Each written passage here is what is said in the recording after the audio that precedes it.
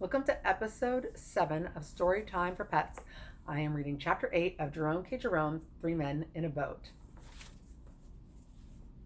Chapter 8 Blackmailing, the proper course to pursue, selfish boorishness of riverside landowners, notice boards, unchristian-like feelings of Harris, how Harris sings a comic song, a high-class party, shameful conduct of two abandoned young men, some useless information, George buys a banjo. We stopped under the willows by Kempton Park and lunched. It is a pretty little spot there, a pleasant grass plateau running along by the water's edge and overhung by willows. We had just commenced the third course, the bread and jam, when a gentleman in shirt sleeves and a short pipe came along and wanted to know if we knew that we were trespassing. We said we hadn't given the matter sufficient consideration as yet to enable us to arrive at a definite conclusion on that point, but that if he assured us on his word as a gentleman that we were trespassing, we would, without further hesitation, believe it. He gave us the required assurance, and we thanked him, but he still hung about and seemed to be dissatisfied, so we asked him if there was anything further that we could do for him, and Harris, who was of a chummy disposition, offered him a bit of bread and jam.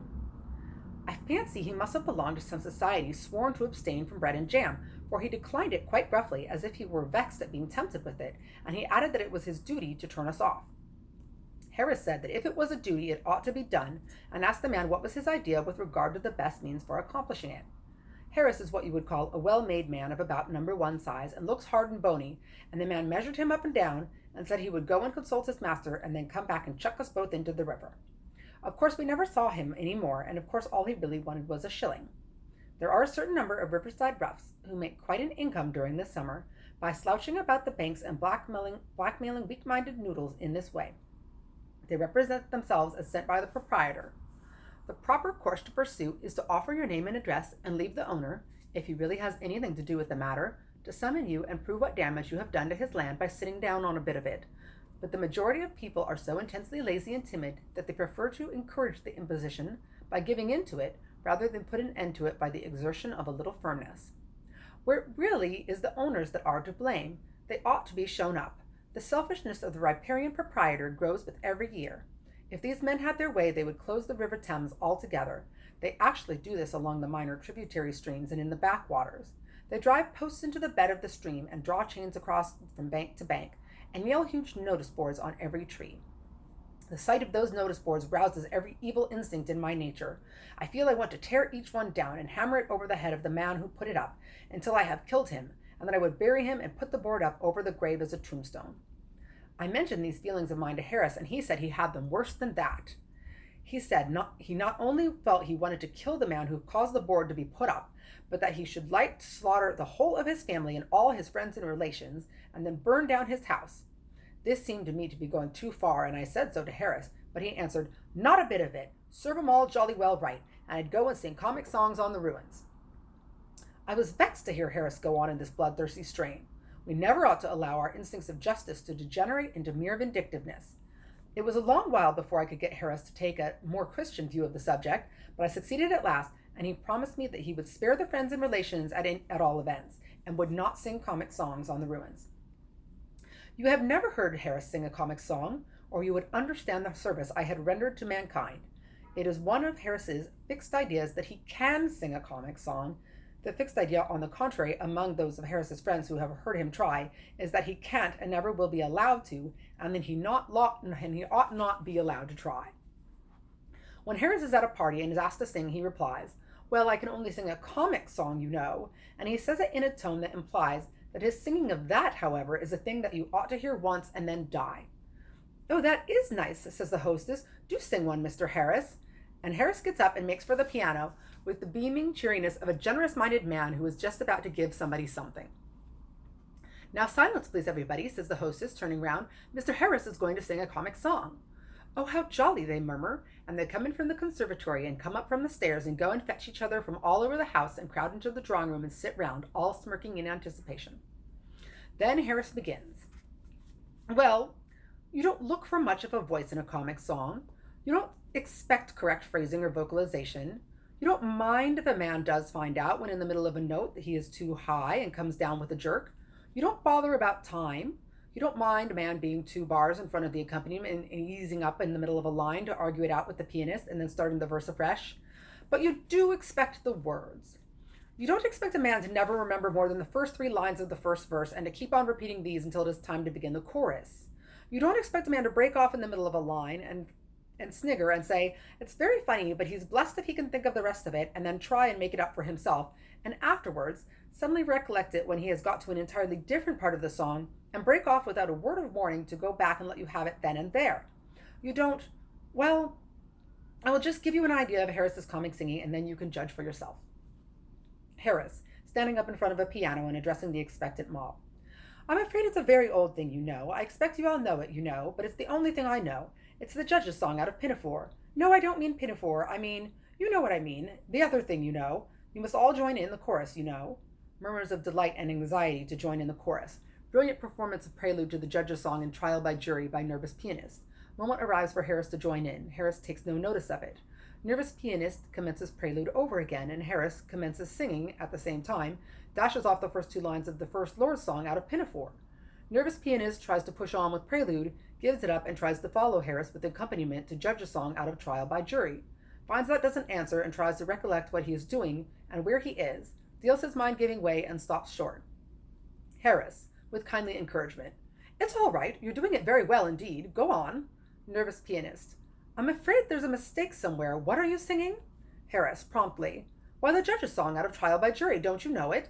Some friends of Harris from the back of the room. "No, you're not, you chucklehead. You're singing the Admiral's song from Pinafore." Long argument between Harris and Harris's friend as to what Harris is really singing. Friend finally suggests that it doesn't matter what Harris is singing so long as Harris gets on and sings it, and Harris, with an evident sense of injustice rankling inside him, requests pianist to begin again. Pianist thereupon starts prelude to the Admiral's song, and Harris, seizing what he considers to be a favorable opening, and the music begins.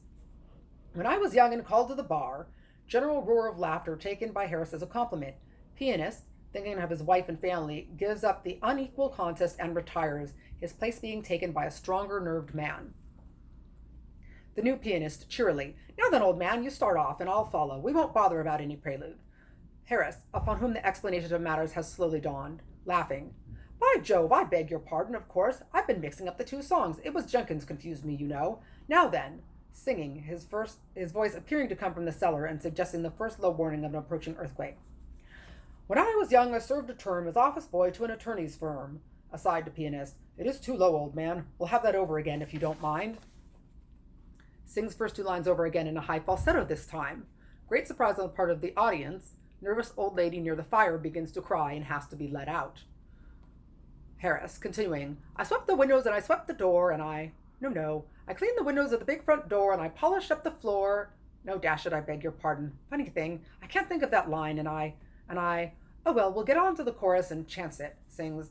"And I diddle diddle diddle diddle diddle diddle dee till now I am the ruler of the Queen's Navy." Now then, chorus, it's the last 2 lines repeated, you know. General chorus.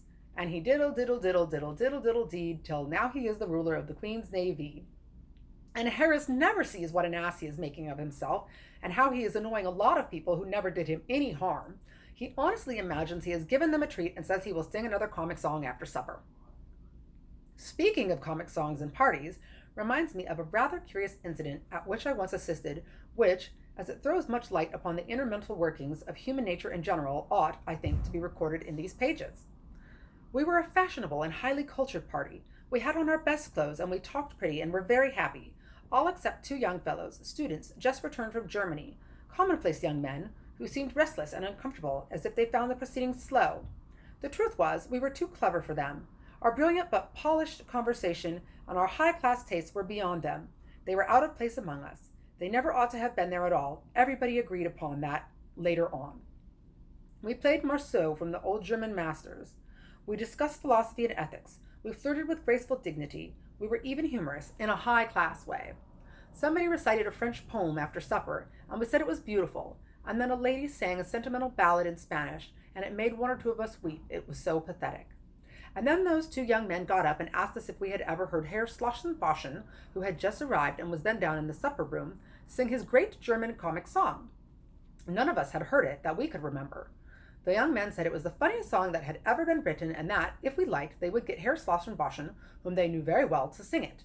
They said it was so funny that when Herr Schlossenboschen had sung it once before the German Emperor, he, the German Emperor, had to be carried off to bed. They said nobody could sing it like Herr Slossenboschen. He was so intensely serious all through it that you might fancy he was reciting a tragedy, and that, of course, made it all the funnier. They said he never once suggested by his tone or manner that he was singing anything funny. That would spoil it. It was his air of seriousness, almost of pathos, that made it so irresistibly amusing. We said we yearned to hear it, that we wanted a good laugh, and they went downstairs and fetched Herr Slossenboschen. He appeared to be quite pleased to sing it, for he came up at once and sat down at the piano without another word. "Oh, it will amuse you. You will laugh," whispered the two young men as they passed through the room and took up an unobtrusive position behind the professor's back. Herr Slossenboschen accompanied himself. The prelude did not suggest a comic song exactly. It was a weird, soulful air. It quite made one's flesh creep, but we murmured to one another that it was the German method and prepared to enjoy it. I don't understand German myself. I learned it at school, but forgot every word of it 2 years after I had left, and have felt much better ever since. Still, I did not want the people there to guess my ignorance, so I hit upon what I thought to be a rather good idea. I kept my eye on the two young students and followed them. When they tittered, I tittered. When they roared, I roared. And I also threw in a little snigger all by myself now and then, as if I had seen a bit of humor that had escaped the others. I considered that particularly artful on my part. I noticed as the song progressed that a good many other people seemed to have their eye fixed on the two young men as well as myself. These other people also tittered when the young men tittered, and roared when the young men roared. And as the two young men tittered and roared and exploded with laughter pretty continuously all through the song, it went exceedingly well. And yet that German professor did not seem happy. At first, when we began to laugh, the expression of his face was one of intense surprise, as if laughter were the very last thing he had expected to be greeted with.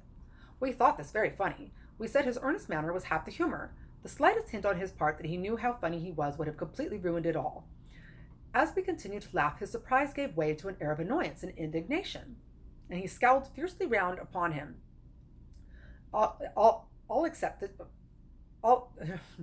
He scowled fiercely round upon us all, except upon the two young men, who, being behind him, he could not see.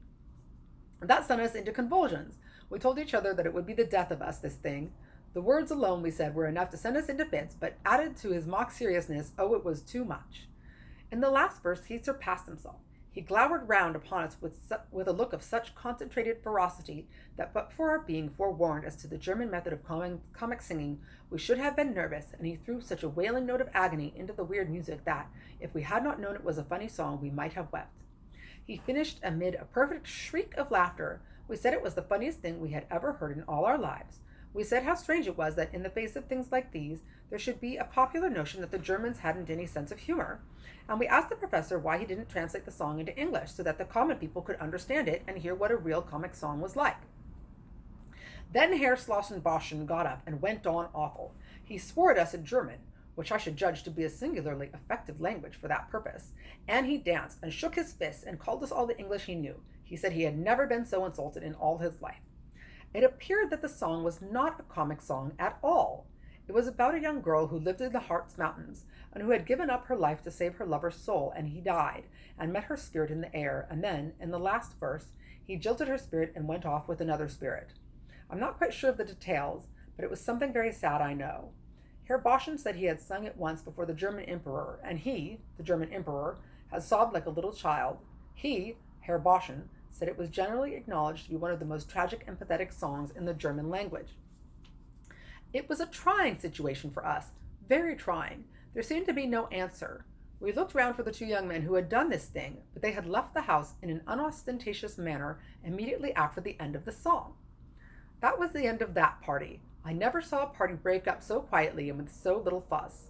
We never said good night, even, to one another. We came downstairs one at a time, walking softly and keeping the shady side. We asked the servant for our hats and coats in whispers and opened the door for ourselves and slipped out and got round the corner quickly, avoiding each other as much as possible. I have never taken much interest in German songs since then. We reached Sunbury Lock at 3:30. The river is sweetly pretty just there before you come to the gates, and the backwater is charming, but don't attempt to row up it. I tried to do so once. I was sculling, and asked the fellows who were steering if they thought it could be done, and they said, oh yes, they thought so, if I pulled hard. We were just under the little footbridge that crosses in between the two weirs when they said this, and I bent down over the sculls and set myself up and pulled. I pulled splendidly. I got well into a steady rhythmical swing. I put my arms and my legs and my back into it. I set myself a good quick dashing stroke and worked in really grand style. My two friends said it was a pleasure to watch me. At the end of 5 minutes, I thought we ought to be pretty near the weir, and I looked up. We were under the bridge in exactly the same spot that we were when I began, and there were those two idiots injuring themselves by violent laughing. I had been grinding away like mad to keep that boat stuck still under that bridge. I let other people pull up backwaters against strong streams now. We sculled up to Walton, a rather large place for a riverside town. As with all riverside places, only the tiniest corner of it comes down to the water, so that from the boat you might fancy it was a village of some half-dozen houses all told. Windsor and Abingdon are the only towns between London and Oxford that you can really see anything of from the stream. All the others hide round corners and merely peep at the river down one street. My thanks to them for being so considerate and leaving the river banks to woods and fields and waterworks. Even Reading, though it does its best to spoil and sully and make hideous as much of the river as it can, is good-natured enough to keep its ugly face a good deal out of sight. Caesar, of course, had a little place at Walton, a camp or entrenchment or something of the sort. Caesar was a regular upriver man.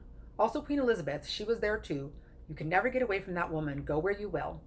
Cromwell and Bradshaw, not the guide man, but the King Charles's head man, likewise sojourned here. They must have been quite a pleasant little party altogether. There is an iron scold's bridle in Walton Church. They used these things in ancient days for curbing women's tongues. They have given up the attempt now. I suppose iron was getting scarce and nothing else would be strong enough. There are also tombs of note in the church, and I was afraid I should never get Harris past them, but he didn't seem to think of them, and we went on. Above the bridge, the river winds tremendously. This makes it look picturesque, but it irritates you from a towing or sculling point of view and causes arguments between the man who is pulling and the man who is steering. You pass Oatlands Park on the right bank here. It is a famous old place. Henry VIII stole it from someone or the other, I forget who now, and lived in it. There is a grotto in the park from which you can see for a fee, and which is supposed to be very wonderful, but I cannot see much in it myself. The late Duchess of York, who lived at Oatlands, was very fond of dogs and kept an immense number. She had a special graveyard made in which to bury them when they died, and there they lie, about 50 of them, with a tombstone over each, and an epitaph inscribed thereon. Well, I dare say they deserve it quite as much as the average Christian does. At Corway Stakes, the first bend above Walton Bridge, was fought a battle between Caesar and Castelvanus. Castelvanus had prepared the river for Caesar by planting it full of stakes, and had no doubt put up a notice board. But Caesar crossed in spite of this. You couldn't choke Caesar off that river. He is the sort of man we want round the backwaters now. Halliford and Shepperton are both pretty little spots where they touch the river, but there's nothing remarkable about either of them. There is a tomb in Shepperton churchyard, however, with a poem on it, and I was nervous lest Harris should want to get out and fool round it. I saw him fix a longing eye on the landing stage as we drew near it, so I managed by an adroit movement to jerk his cap into the water, and in the excitement of recovering that and his indignation at my clumsiness, he forgot all about his beloved graves. At Weybridge, the Wey, a pretty little stream navigable for small boats up to Guildford, and one which I have always been making up my mind to explore and never have, the Bourne and the Basingstoke Canal all enter the Thames together. The lock is just opposite the town, and the first thing that we saw when we came in view of it was George's blazer on one of the lock gates, closer inspection showing that George was inside it. Montmorency set up a furious barking. I shrieked, Harris roared, George waved his hat and yelled back. The lockkeeper rushed out with a drag, under the impression that somebody had fallen into the lock, and appeared annoyed at finding that no one had. George had rather a curious oilskin-covered parcel in his hand. It was round and flat at one end, with a long, straight handle sticking out of it. What's that? Said Harris. A frying pan? No, said George, with a strange wild look glittering in his eyes. They're all the range this season. Everybody has got them up the river. It's a banjo. I never knew you played the banjo, cried Harris and I in one breath. Not exactly, replied George, but it's very easy, they tell me, and I've got the instruction book.